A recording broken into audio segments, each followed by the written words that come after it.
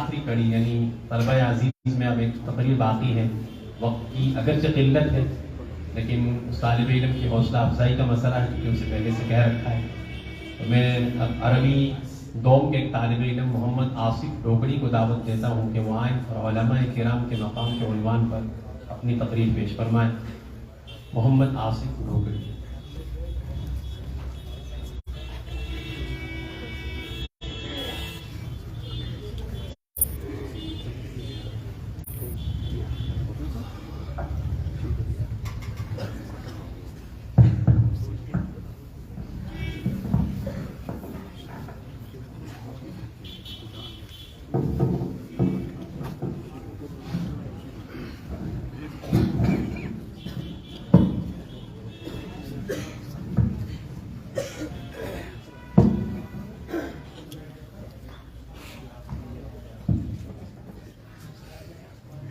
ان الحمد لله والصلاة على رسول الله فقد قال الله تبارك وتعالى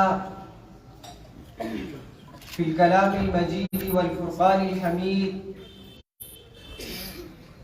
اعوذ بالله من الشيطان الرجيم بسم الله الرحمن الرحيم انما يخشى الله من عباده العلماء صدق الله العظیم.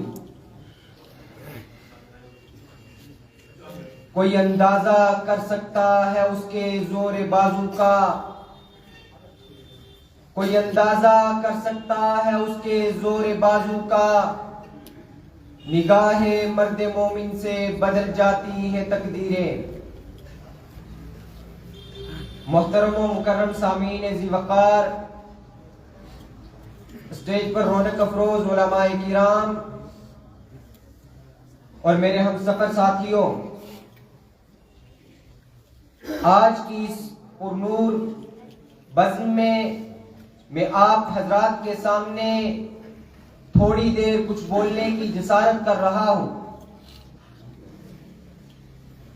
دیکھیے، جب زمین کی پشت جاہلوں سے خالی نہیں تو ضروری ہے کہ علماء بھی موجود ہوں. جب دنیا میں ضلالت و گمراہی کی طرف بلانے والے موجود ہیں تو ضروری ہے کہ حق و صداقت کی دعوت دینے والے بھی ہوں. جب وسوسے ڈالنے والے اور شکوک و شبہات پیدا کرنے والے بہت ہیں تو ضروری ہے کہ شکوک و شبہات کے کانٹے نکال کر دلوں میں ایمان و یقین پیدا کرنے والے بھی ہوں.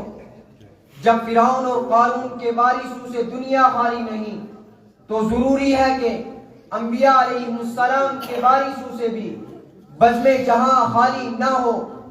بلکہ میرا دعویٰ ہے کہ دنیا میں کسی چیز کا وجود اتنا ضروری نہیں ہے جتنا علماء حق کا وجود ضروری ہے.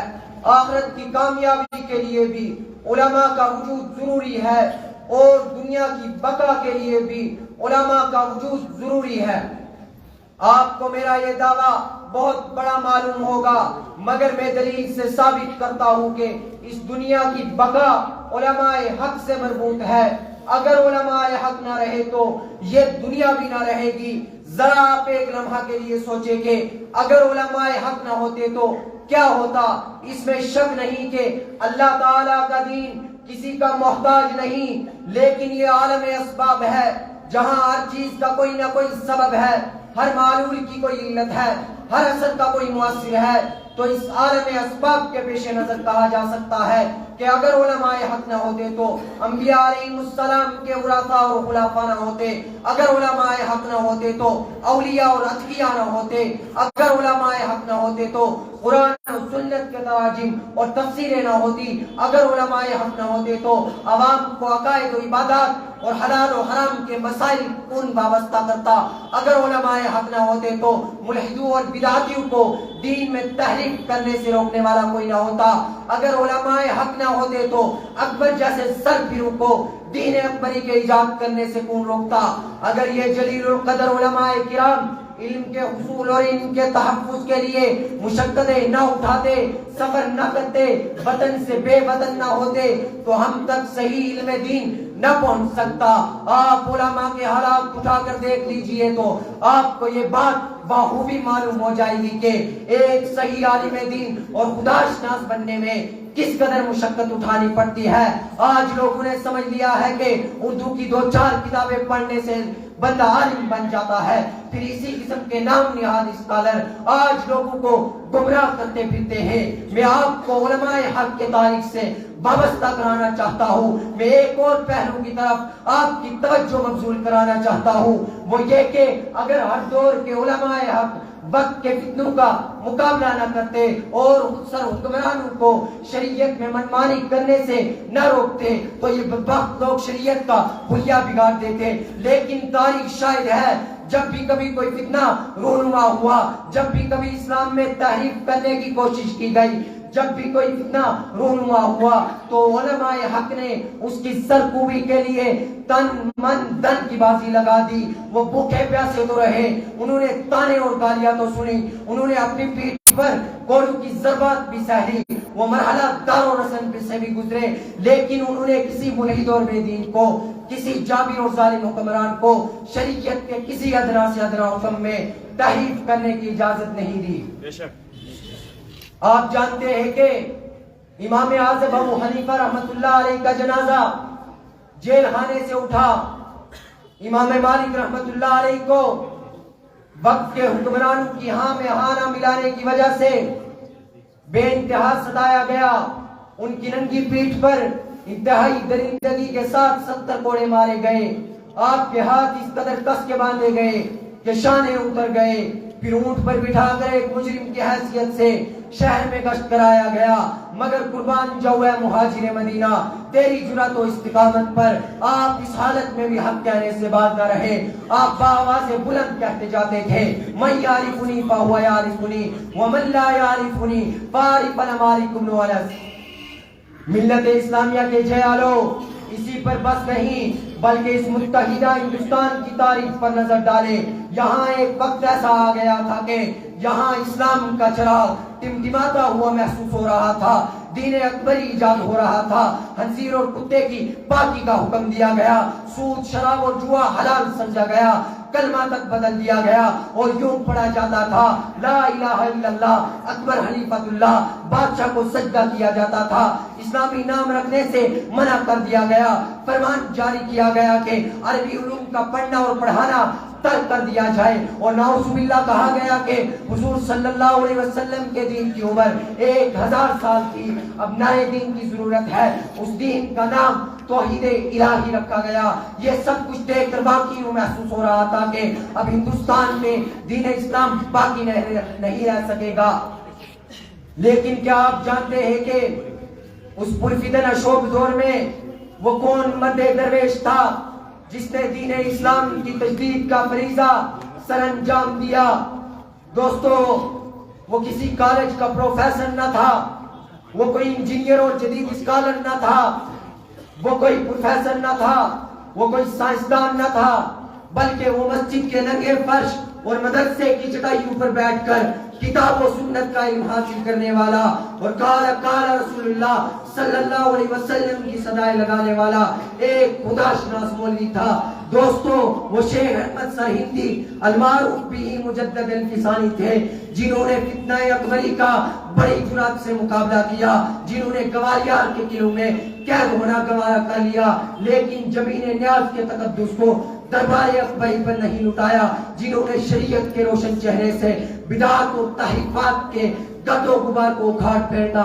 اگر آپ ان علماء کی تاریخ جاننا چاہتے ہو تو جاؤ مالٹا کے در و دیواروں سے پوچھو کہ شیخ الہند محمود الحسن کون تھے، کراچی اور انڈیا کی جیلوں سے پوچھو سید حسین احمد گاندھی کون تھے.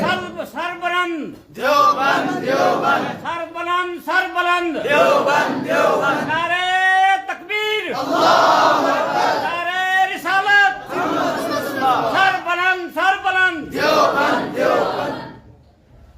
ملت اسلامیہ کے جیالو، اگر آپ ان علماء کی تاریخ جاننا چاہتے ہو تو جاؤ مالٹا کے در و دیواروں سے پوچھو شیخ الہند محمود الحسن کون تھے، کراچی اور انڈیا کی جیلوں سے پوچھو سید حسین احمد مدنی کون تھے. میاں والی اور سکھر کی جیلوں سے پوچھو مولانا عطاءاللہ شاہ بخاری رحمت اللہ علیہ کون تھے، ان درختوں اور پھانسی گھروں سے پوچھو جہاں حق بولنے والے پاکیزہ انسانوں کی لاشیں لٹکائی جاتی تھی کہ وہ عظیم انسان کون تھے جنہوں نے دین اسلام کے لیے اپنا سب کچھ قربان کر دیا۔ اسی لیے تو ہم بڑے فخر سے کہتے ہیں کہ ہمیں ناز ہے اپنے اکابرین پر۔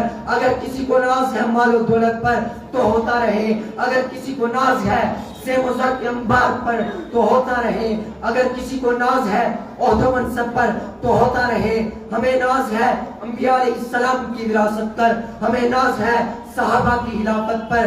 آج میں آپ کو علماء حق کے تاریخی کردار کی بنا پر ڈنکے کی چوٹ پر کہتا ہوں کہ مولویت نام ہے انبیاء علیہ السلام کی وراثت کا، مولویت نام ہے صحابہ کی خلافت کا، مولویت نام ہے خدا کے دین کی خدمت کا، مولویت نام ہے پیغام نبوت کی دعوت کا، مولویت نام ہے ناموس رسالت اور ناموس صحابہ کی حفاظت کا، مولویت نام ہے سید حسین احمد بھٹی کی عظمت کا، مولویت نام ہے شیخ الہند کی غیرت کا۔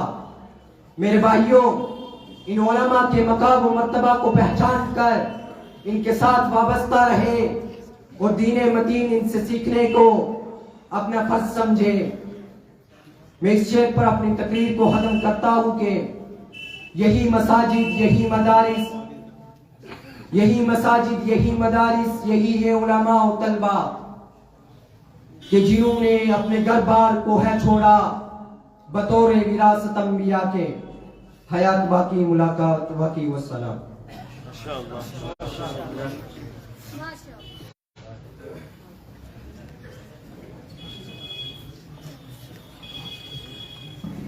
جزاکم اللہ خیرا۔